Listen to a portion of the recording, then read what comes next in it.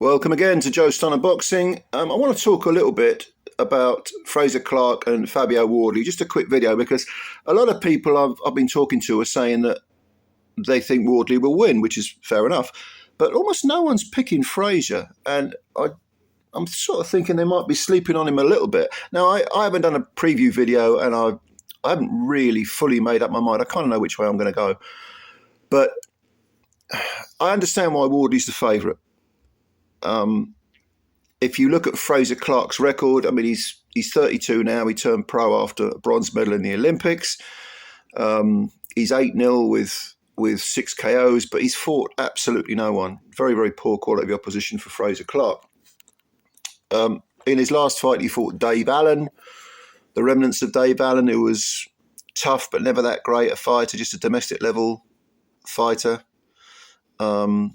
And he quit in 6 rounds. Prior to that, he beat up the remnants of Marius Vac, who was ancient. Went 10 rounds, didn't look like he was going to ever stop Vac, but Vac's a tough guy. We know that. He's got a fantastic chin. Won every round, but, you know, it's Marius Vac. How much ambition did Marius have at that point of his career? Then it was Bogdan Dinu. He retired in 2 rounds. Dinu fought for a world title once, but is really just collecting paychecks. And then there's no one else on the record apart from those sort of semi-names. So it's real low-level stuff. And as we know, Ben Shalom, a boxer who Frazer signed with, he pulled him out of the purse bids with Fabio Wardley in order to get him more experience. Well, the experience is with, you know, Marius Vac and Dave Allen. Does that prepare him for Fabio Wardley, who at the moment is 17 wins with 16 KOs, no draws, no defeats. Now, he's British and Commonwealth champ. And, you know, in his last fight, which was 5 months ago, he beat David Adelaide, who was undefeated in 12. A lot of people were picking Adelaide to win that fight. But, you know, there's none of us get it right all the time. And in fact, it was a dominant performance by Wardley, and he knocked out Adelaide in 7 rounds. That was over in Riyadh. And it was a good performance, really good performance. Prior to that, he stopped Michael Coffey in 4 rounds, who at one point was considered to be a little bit of a prospect, but it never panned out for him. Now he's just, you know, a bit of a gatekeeper stroke journeyman, picking up paychecks when he can. And then prior to that, he beat Nathan Gorman, who was 19-1. That was in 3 rounds. That was when he collected the British title, which was vacant. You know, and he stopped Nick Webbing around, and he beat the remnants of Eric Molina in 5 rounds. And no heart in Molina. He's just collecting money. He's another one who's just collecting his paychecks. Look, I understand when you consider all that stuff, all those stats, why Fabio Wardley is the favourite. I definitely do. But let's just play devil's advocate for a minute here. You know, Frazer Clarke, 32 years old compared to 29 years of age for Fabio Wardley, is a big, tough lump. And I've never thought he would ever reach world class, maybe European if he maximises his talent and perhaps overachieves a little bit. But he's a tough guy. He's a big guy. He's probably about 19 stone, 18 and a half stone maybe, you know, natural weight I'm talking. 6'6". Fabio's 6'5". And yes, Fabio is faster and possibly has bigger power in one punch.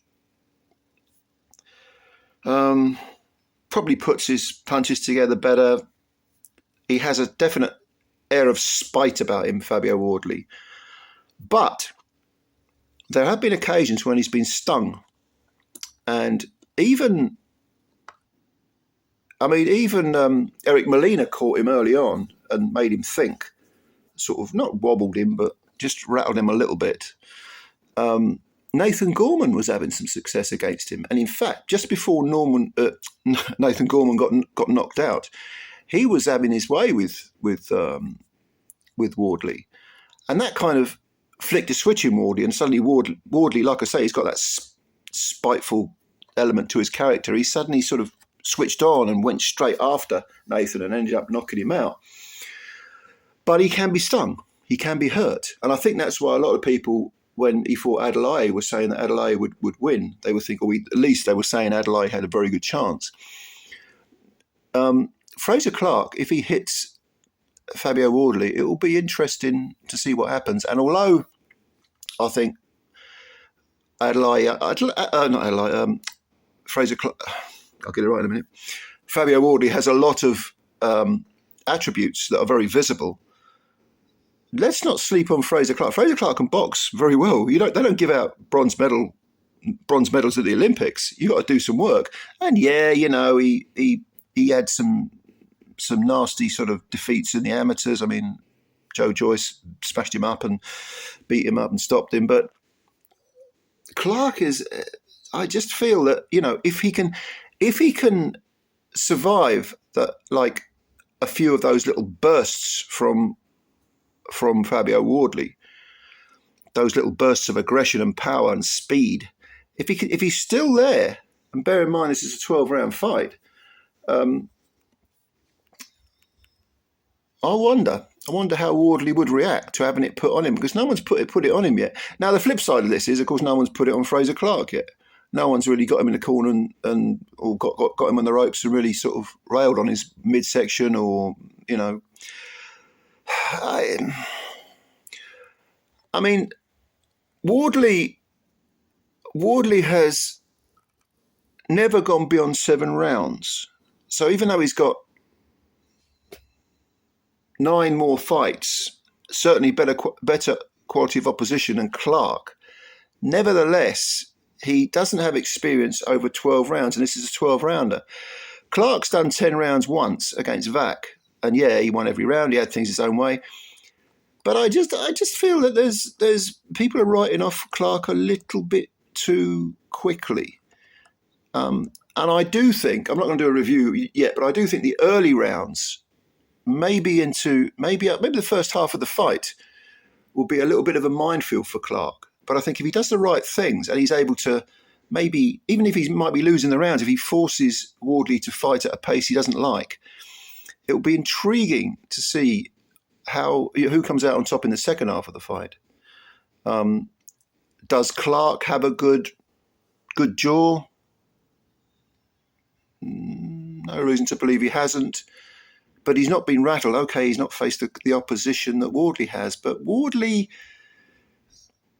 yeah, I just worry. There are vulnerabilities there, and I'm just wondering if Frazer Clarke is the man to exploit them. So anyway, what do you think?